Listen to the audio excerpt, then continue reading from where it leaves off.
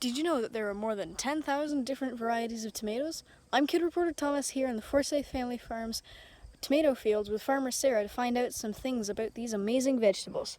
So if you look here, these are our field tomatoes and they're not quite ripe yet, but when they will be, they'll be sort of the classic red tomato, and the reason they turn red is because tomatoes have quite a lot of this mineral called lycopene in them, and that's what makes the skin red. So another interesting fact is that the first tomatoes were actually sort of a orangey yellowy color, which is why in Italian they're called pomodoros, which means golden apple. So I'm here with Farmer Sarah to ask her some questions. Hi guys. So actually it's funny you say that, Thomas, because most people do associate tomatoes with the Italian cuisine.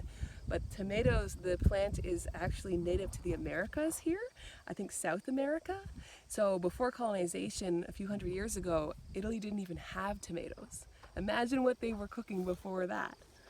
Probably still pretty good. So when you're harvesting tomatoes, you can harvest them when they're red and ripe, and really red if you want to eat them right away, maybe in a salad or with a burrata. But yeah, it is a really nice one. But you can also harvest them when they're not quite red yet, and if you leave them in the sun in your window, they will ripen on your shelf. Okay, that's cool. So what's your favorite thing to do with these tomatoes?